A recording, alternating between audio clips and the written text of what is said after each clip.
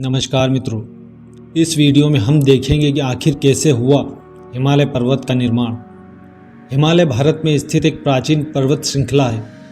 हिमालय को पर्वतों का राजा भी कहते हैं। महाकवि कालिदास तो हिमालय को पृथ्वी का मानदंड कहते थे। हिमालय की पर्वत श्रृंखलाएं शिवालिक कहलाती हैं। सदियों से हिमालय की कंदराओं में ऋषि मुनियों का वास रहा है। भारतवर्ष के ऋषि और मुनि हिमालय पर जाकर ही अपनी तपस्या पूर्ण करते थे। हमेशा से हिमालय अध्यात्म चेतना का ध्रुव केंद्र रहा।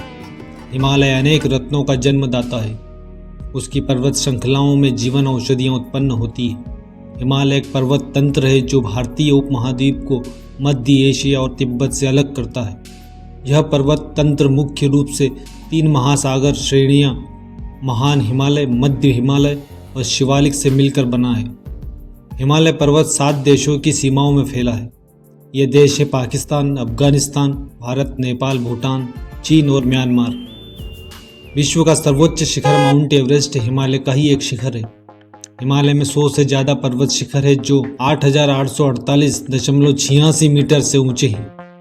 हिमालय की प्रमुख नदियों में शामिल है सिंधु, गंगा, ब्रह्मपुत्र और यांगतेज।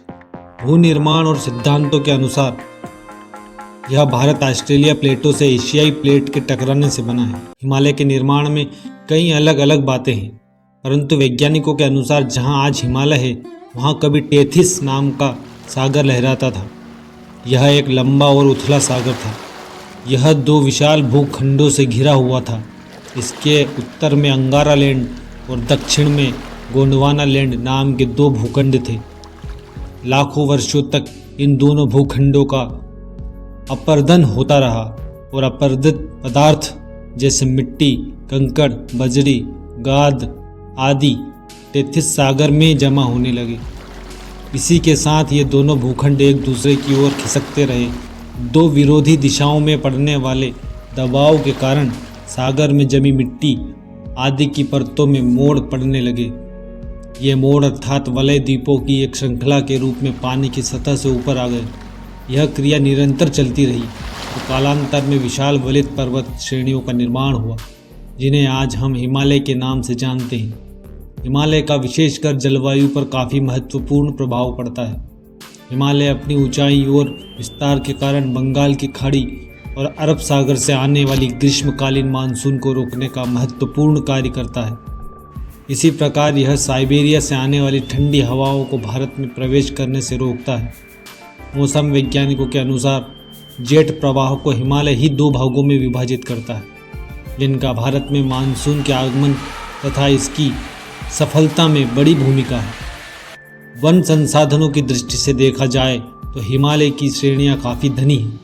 इसके जंगल, इमारती लकड़ी, गोंद, रेजिन, औषधि, जड़ी बूटी, जलाने की लकड़ी के अतिरिक्त औद्योगिक महत्व के अन्य वन संसाधनों की भी आपूर्ति करता है।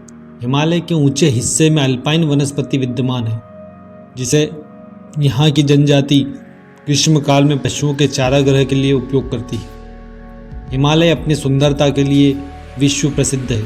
जब ग्रीष्मकाल में पड़ोसी मैदानी भाग झुलसाने वाली गर्मी से तपते हैं, तब हिमालय ही ठंडी और आराम देने वाली जलवायु देशी विदेशी सैलानियों को अपनी ओर आकर्षित करती है। और शीतकाल में इसके बर्फ से ढके होने का सौंदर्य भी सैलानियों के आकर्षण का एक महत्वपूर्ण कारण बनता है।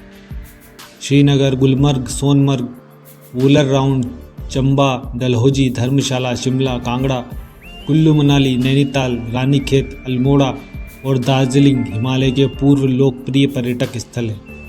मित्रों, हिमालय बहुत ही विशाल पर्वत है। इसके बारे में जितना कहा जाए कम है। आज के वीडियो में बस इतना ही। वीडियो पसंद आए तो चैनल को सब्सक्राइब जरूर करें। धन्यवाद।